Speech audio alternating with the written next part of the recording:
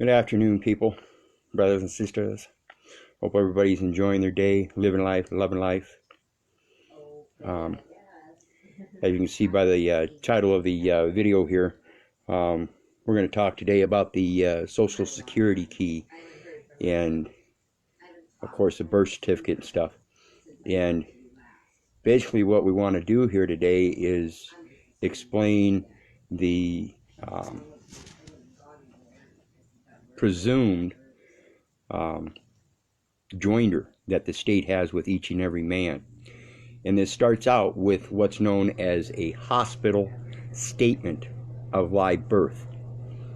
This hospital statement of live birth, when you're first born, is the statement that has your mother listed as an informant. And what they do is they take that statement of live birth to the county registrar, who certifies it. Okay, this statement is merely just a statement. Okay, and it is a fraudulent statement. And actually, I guess I shouldn't call it a fraudulent statement. It's just merely a statement with certain words on there that are used to, in a way, mislead you. But it's at the same time, what they do is they enter that into the county registrar, like I said, who certifies it. And that is fraud itself. They have taken a instrument or a document, a statement, and converted it to a financial instrument. When you get a certificate, it is a financial instrument. It is a title to some kind of, whether it be monetary funds or lawful money, doesn't matter, lawful coin, I should say. Now that county registrar who certifies that statement of live birth then deposits that certificate into a general account. And when we talk about account, we're talking about money. And in this case, it's Federal Reserve notes. Okay. Now that certificate is then again certified for the Secretary of State, for the Bureau of Vital Statistics, to create a certificate of live birth.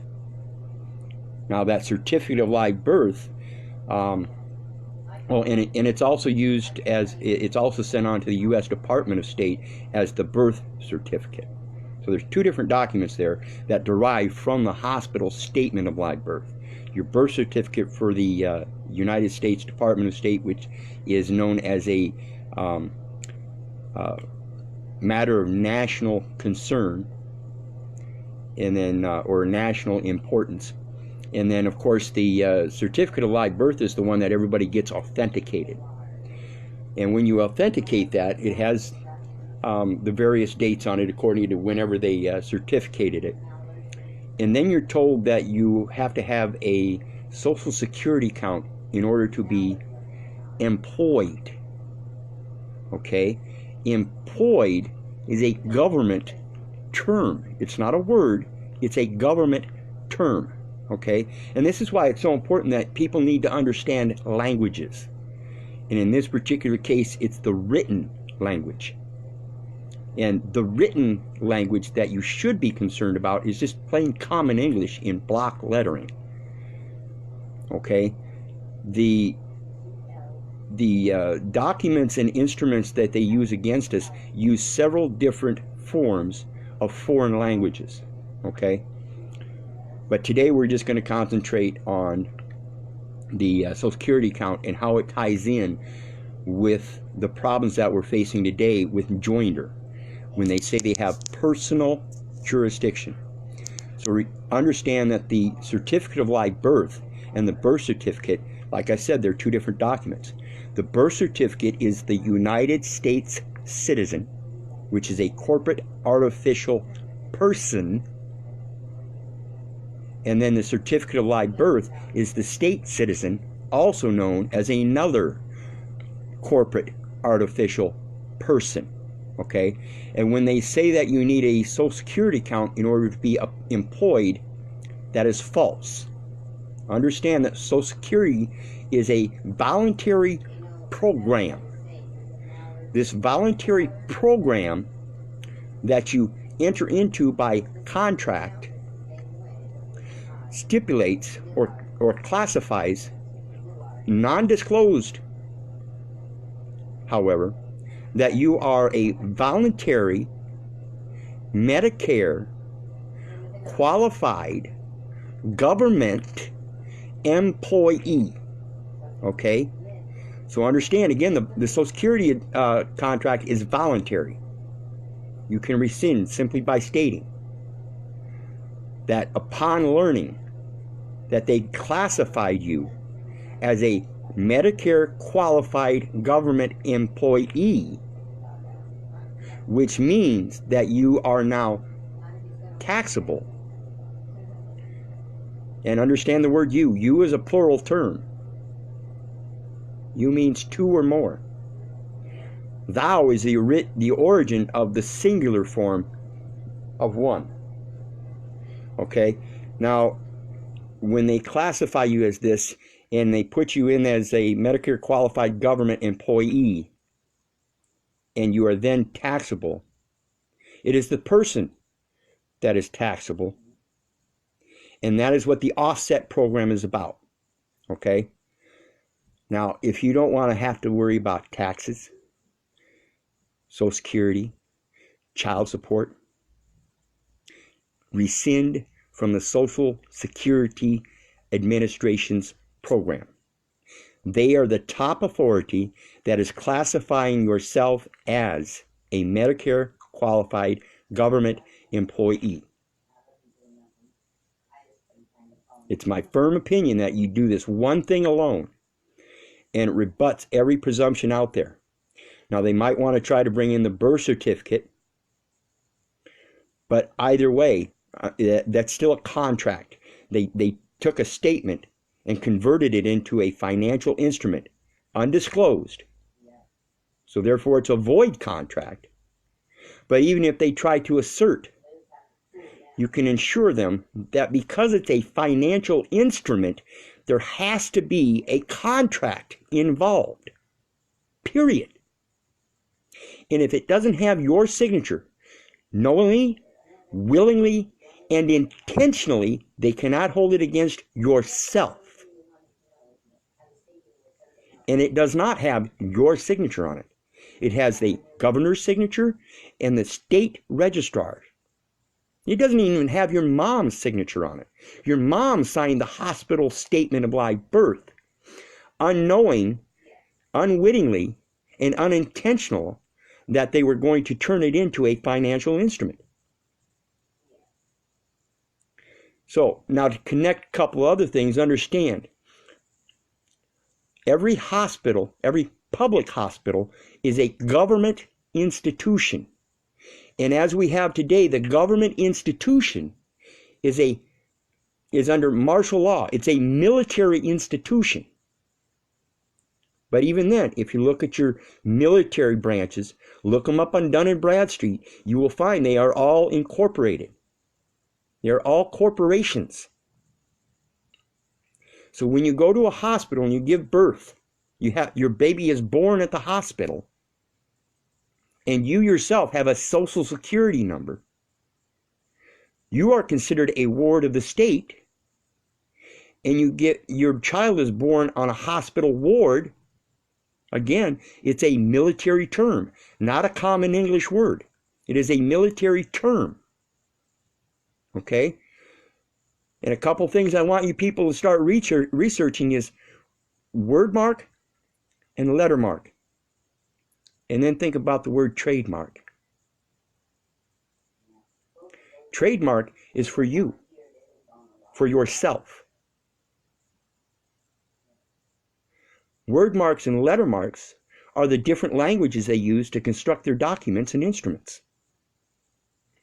They use, like I've been trying to explain to people, the all caps name. It is not a word, and it is not your calling, but rather, and you can ask any English major, anything in all caps is a title. It's a title. Okay? And what they do, and what they've done, is they've used symbols. They've used artwork to create symbols that look like capital letters of the English language strung together to form titles that look like words. Okay? And this is all information that you can point out to them in eventual controversies that are being brought before the courts. When you get pulled over for a traffic violation and they write your name down, they're using the capital letter at the beginning of your calling without a hyphen, and then a capital letter for your last name or family name. Okay? Correct grammar for my calling is lowercase k, lowercase e, lowercase I, lowercase t, lowercase h, hyphen, lowercase o, lowercase r, lowercase l, lowercase a, lowercase n, lowercase d. Period. The first one, Keith, is my calling of my spirit. The second one, the attachment with the hyphen, Orland, is the calling of my body. So when I was younger, my mom and dad would get frustrated with me because I didn't answer them or something. Instead of just calling Keith, which was calling my spirit, they called Keith Orland, and that was calling both my spirit and my body. If they truly wanted to show that they had full authority, they would call me Keith Orland Little, and that's a calling. Anything else written down with capital letters in your calling is fictitious. When they attach the family name, that is fiction. Yourself is just the calling. When they attach the family name, they're attaching a family. They're attaching you, yourself, your mom, your dad, your siblings, brothers and sisters, any cousins with the same last name, any grandparents, aunts, uncles, great aunts, uncles, great grandparents. They're listing the entire family with that one. Okay? So understand this stuff, people. If you learn this stuff, you can rebut anything they throw at you. Because everything they throw at you is fictional languages, mixed languages. Okay? And when it comes back to that word you, like I said, you is a plural term, and they're using your person and yourself as the plural. They're saying that that person is attached to you, to yourself, and it's not. You've never signed it until you signed that Social Security Administration contract, which was voluntary, but was not disclosing the fact that you will be taxed because of that, because they classified you as a Medicare qualified government employee. Very simple. If you can recognize this one thing alone, you can break everything down. Period. You have to be able to understand that the hospital statement of live birth was merely a statement.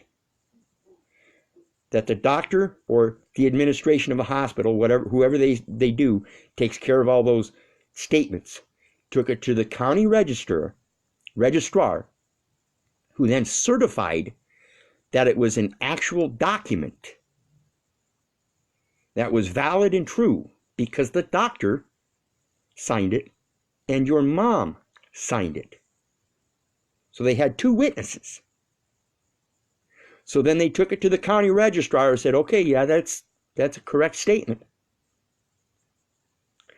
But certifying it and then depositing it into a general account and then certifying that certificate, creating the certificate of live birth, and then depositing that into another general account, as well as creating the birth certificate and again depositing that into another general account. You now have 3 accounts. You have the county, which is the county of origin. You have the state, and you have the United States. And they're all 3 claiming that yourself is attached to a person. Unknowingly, unwittingly, and unintentionally, without you signing a damn thing, long before you even became age of majority. So, understand, when you do that, moms, when you do that, when you sign that hospital statement of live birth, and they certify that, and then you go sign up at Social Security Administration for an account for your newborn baby, find out, call up. I want everybody, and understand the importance of this. Please call up. I want you to flood the Social Security Administration with calls asking them if they, specific words, I want you to write this down, and I'll say it real slow. It has come to my attention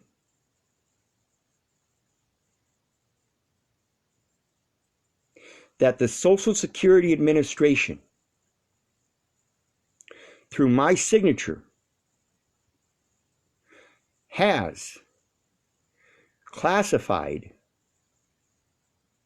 my baby, my son, my daughter, my sons and daughters, my sons or my daughters, whatever the case may be, have classified them as voluntary Medicare qualified government employees who are then subject to taxation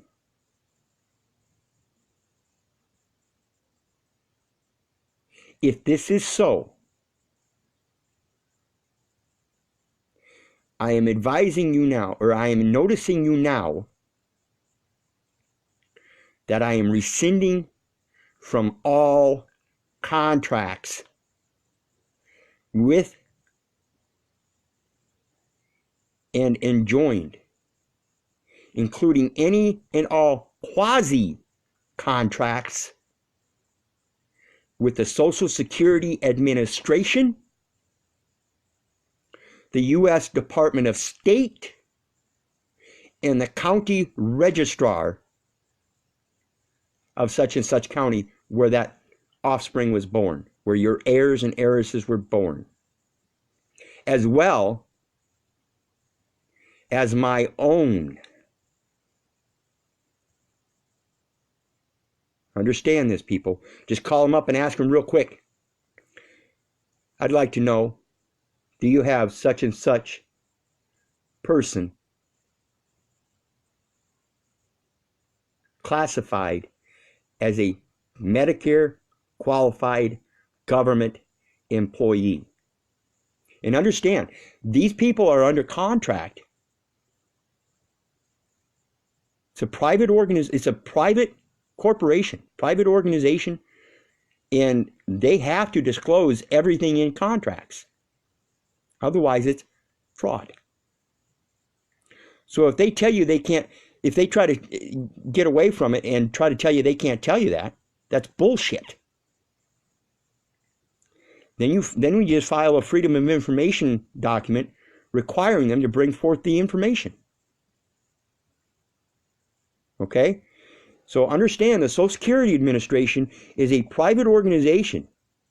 And when you signed up for a Social Security account for your offspring, your heirs and heiresses,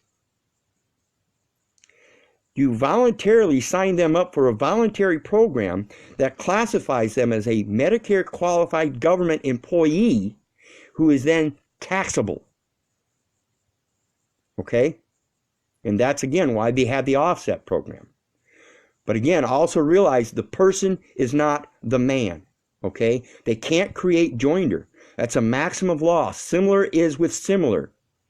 Water and oil do not mix. Corporations can only contract with corporations. So thereby, as a mom or dad, rescinding your signature from any and all contracts, whether singular or quasi in nature, from the county registrar,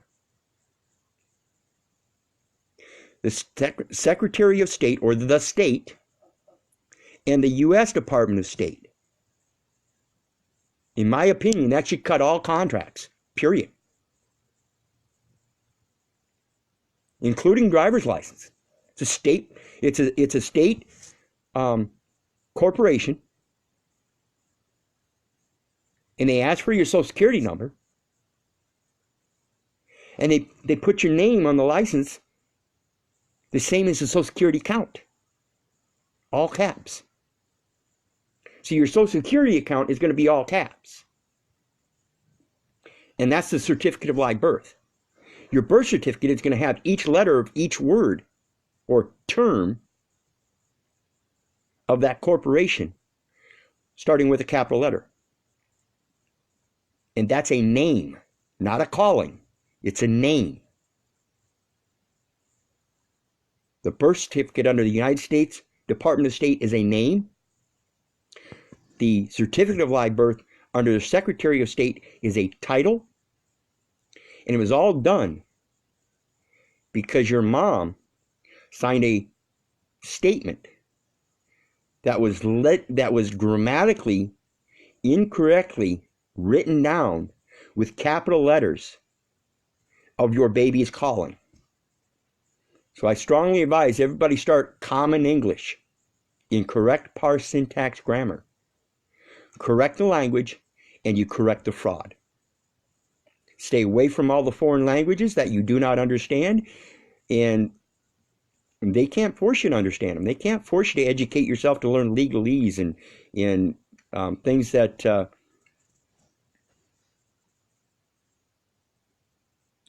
are deceiving. Period. It's like when you go to school and you learn that 2 + 2 is 4. They can't turn around later in life and say, well, 2 + 2 is 6. It's impossible. It's already been proven. In the beginning was word, okay? And then when you write it down, it gets misconveyed unless you know what you're doing. That's why when I put anything down on a document in regards to my calling, it's not a signature. It's either an autograph or a mark.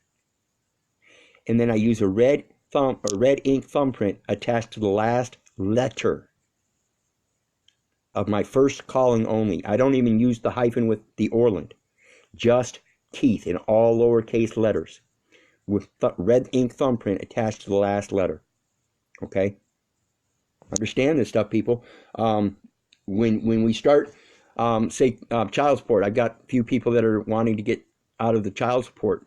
And later on, we'll even talk about how to get all that money back. All you people that have paid child support into this fraudulent contract system, they are only administrative corporations, and they have induced people under mixed war. Again, maximum law, similar is with similar. You can only corporations can only contract with corporations, and then under threat of force of arms and coercion, they have caused man to pay the debt of the person when the person has already paid that debt. Those books have already been offset. So, I do not sign. Neb Hewitt, I do not sign. I autograph. Understand the language, people. Understand the language. You have a mark. You can either mark it, you can either autograph it, or sign it. A mark is like an X or like Prince used to do when he changed his calling to a symbol, not even a word, but a symbol.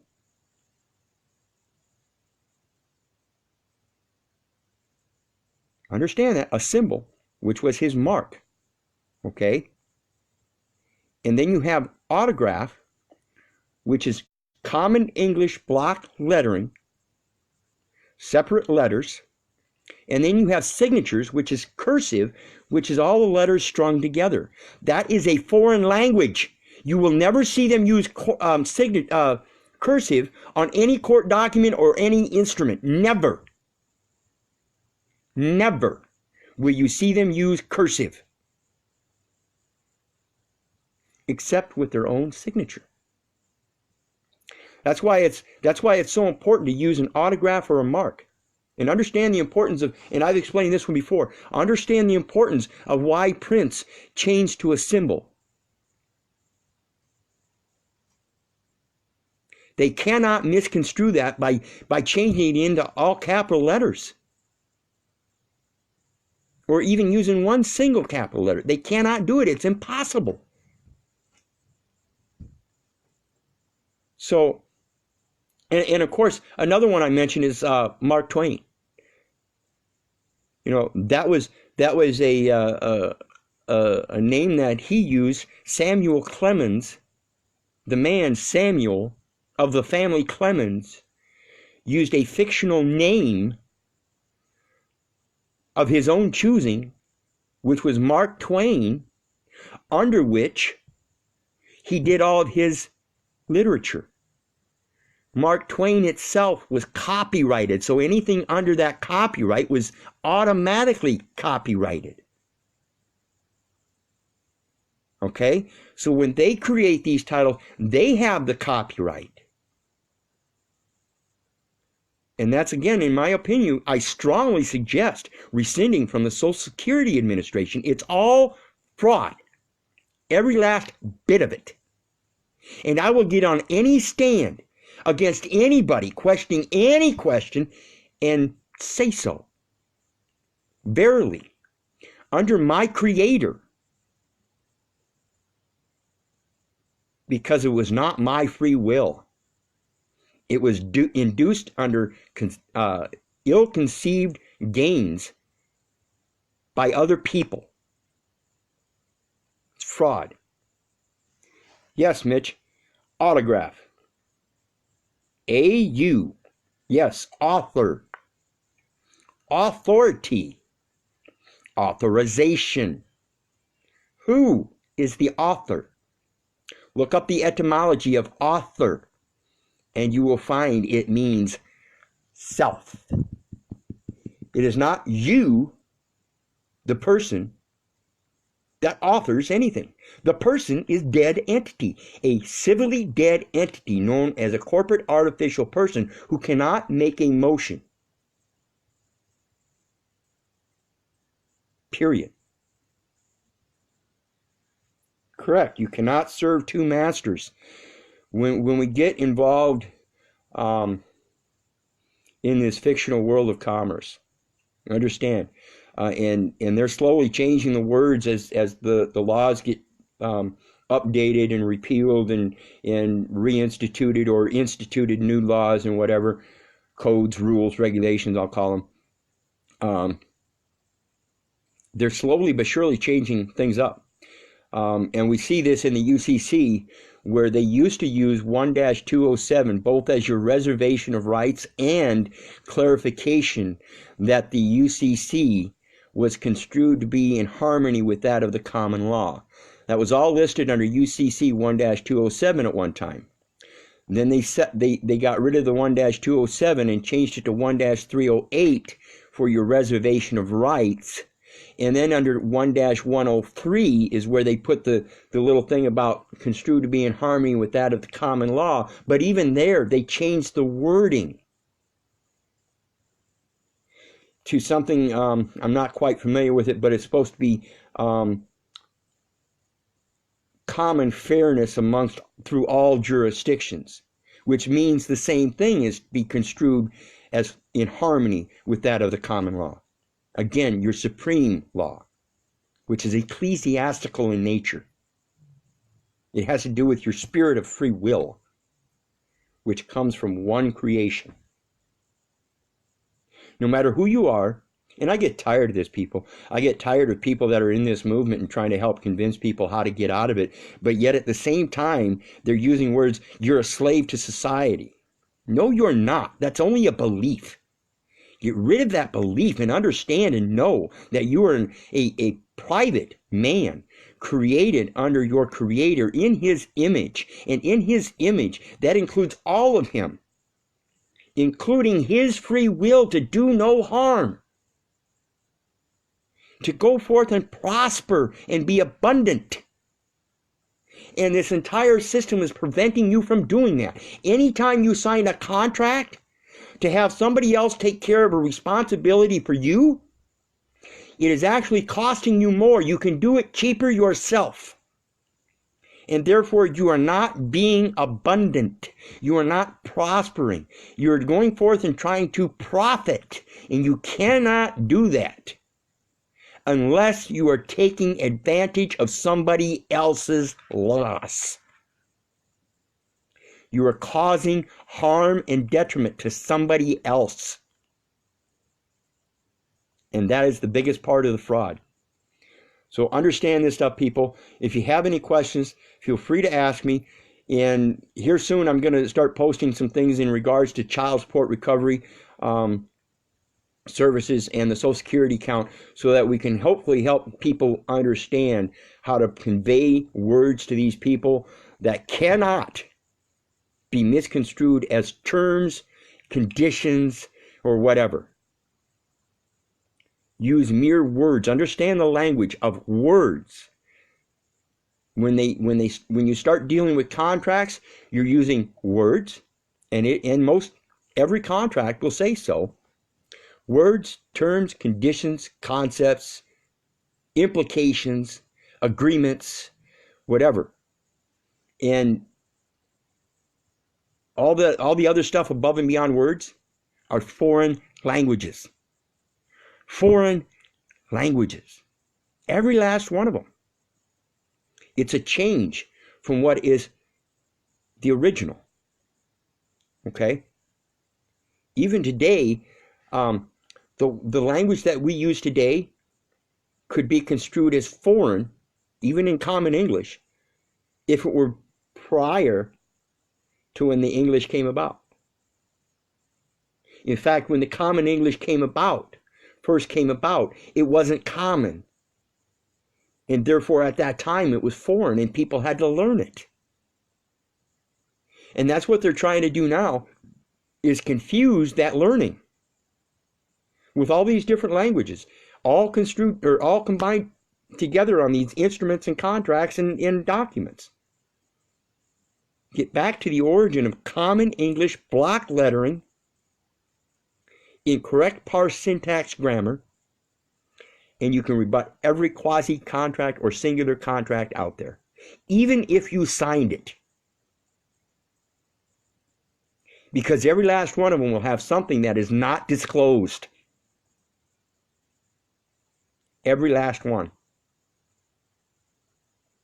Any foreign language on there that you do not know and was not explained is undisclosed. Period. And that's why these judges and everything hate these. And granted, even though most every one of them is working so far, from what I hear, these affidavits that are going around getting people their children back, 90-page documents, they don't want to read those. They really don't. So if we get back to the very simple origins and rebut it with truth and nothing but truth, it's going to be hard for them to rebut it.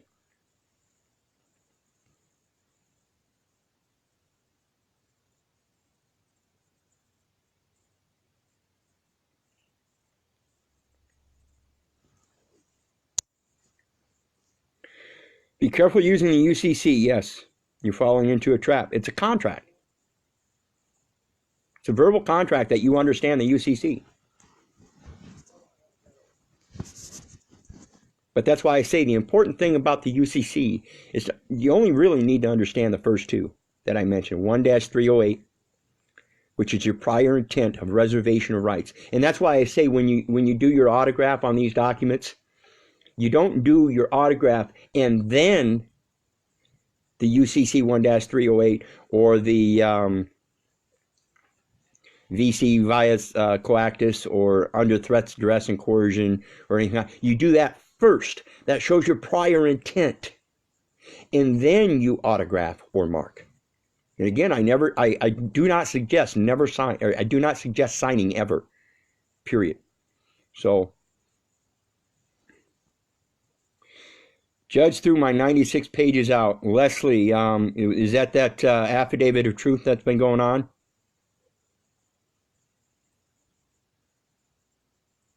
Because if it is, that's why I say that might cause a problem. If you what happens with 90-page documents? It's the same thing, like I said, with contracts. If you've got even a 15-page contract, they're using words, terms, conditions, concepts, implications, things like that. And basically, what it is if they find one error, even grammatically, they can use that against you. Anything you say can and will be used against you. That's why I stress it's so important to understand just common English. Okay? Learn the common English and get away from them. I understand they're working for a lot of people, but them 90-page affidavits can still get you in trouble, can still bind you up. They're still going to use that as an excuse to stretch it out over years. So remember that. And again, yeah, Mitch, you're right. The UCC, you can, if you don't know what you're doing, using UCC, which is abbreviation. I just got done explaining this to another guy. UCC, it's an abbreviation. And if you look up in the styles manuals that they use in these courts, under law, styles manuals are per law, not legal or codes or rules. It's law. Okay, international law. And when you see UCC, it's an abbreviation, and that is construed to be a foreign language. Okay, so when you do use abbreviations, you're implying that you know that language, and that's why I use all rights retained. I've already have them. I obtained them when I was born. So I'm retaining them. I'm keeping them. Okay? All rights retained. Because when you say all rights reserved, what you're doing is you're telling them that you have the standing that you may not have rights right now, but you're going to reserve them in the future. It's just like calling up a fancy restaurant and say, yeah, I want to reserve a place for Wednesday night. I'm not there yet, but I will be. I want them to understand that I already have them. They have not been taken. Just because they are implying that I don't have them under threats of duress and coercion, of force of arms, a military act of mixed war, does not mean that I don't have them. So I specifically use all rights retained, semicolon, lowercase keith, period. Yes, Leslie, you want to, when you do your autograph, like I said, lowercase letters only of your first calling. Mine is keith, lowercase letters, and then I use a red ink thumbprint. And I put that and I attach it on the autograph line to the last letter of my name. Okay? And another thing I want people to understand, when you're writing statements, you can use a red autograph. But if you're doing contracts, never use red. Use blue. Always in contracts, use blue. Contracts are your commercial laws of the sea. water, and it's blue. And then you can still attach the red ink thumbprint. And again, I never suggest signing. Always autograph. Autograph any contract with lowercase letters and attaching a red ink thumbprint to the blue autograph on contracts. Anything else that's not a contract, red ink autograph, red ink thumbprint.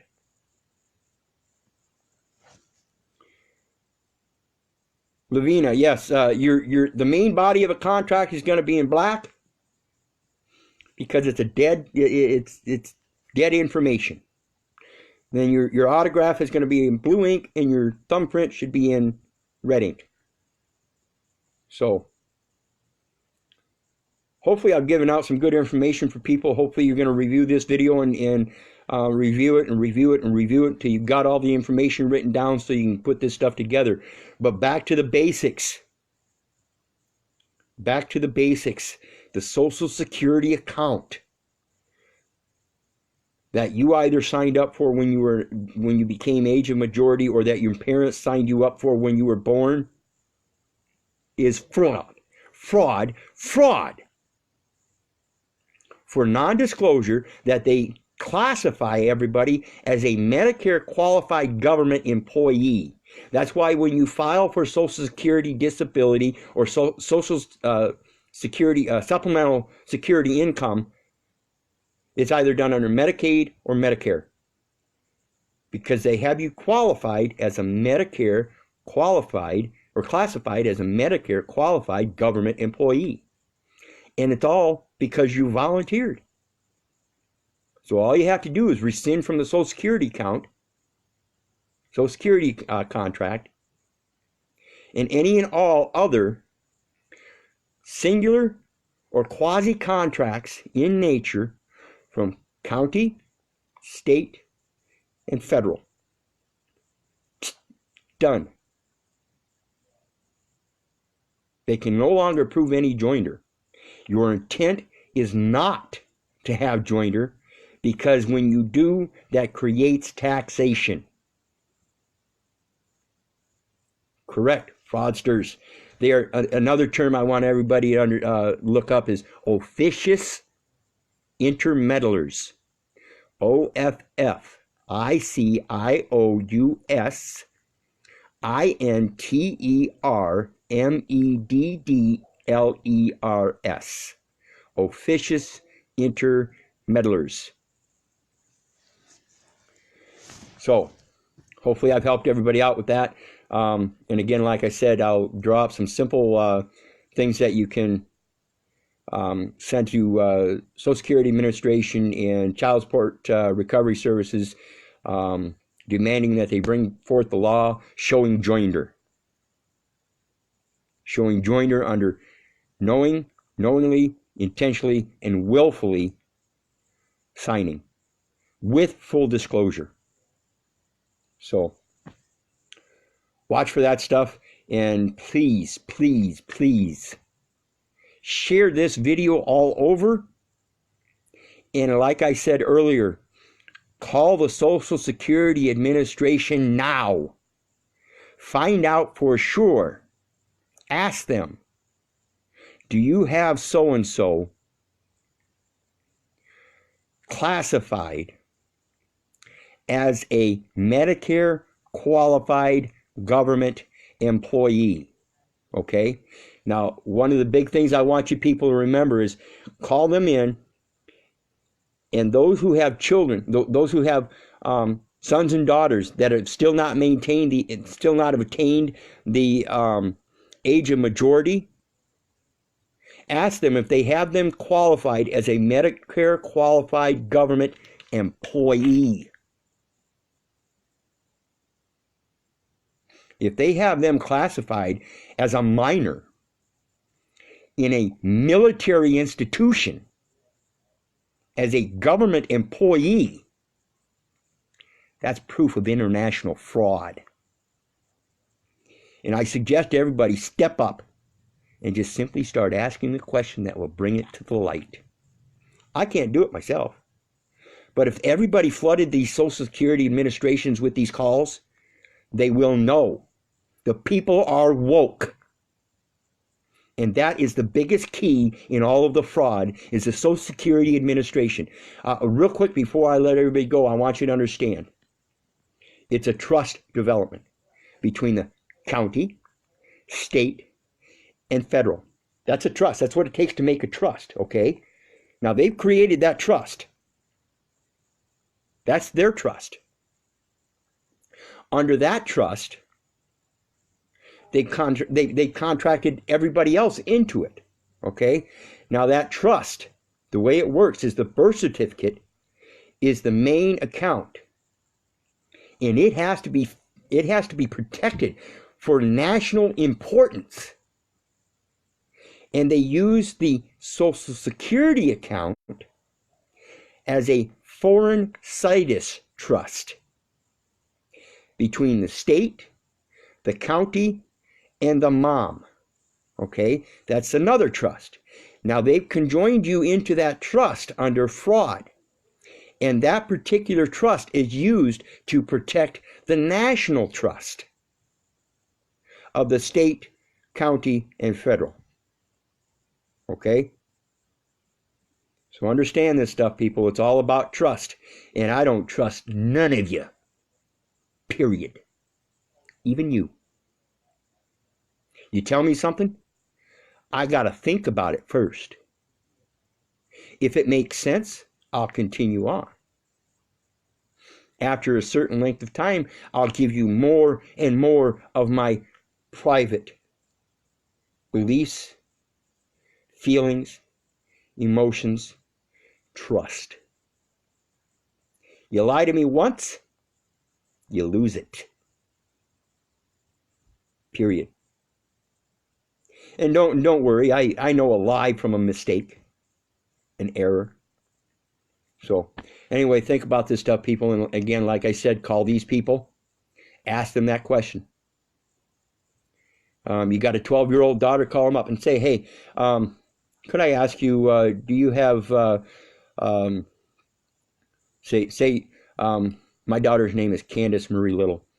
Do you have Candace?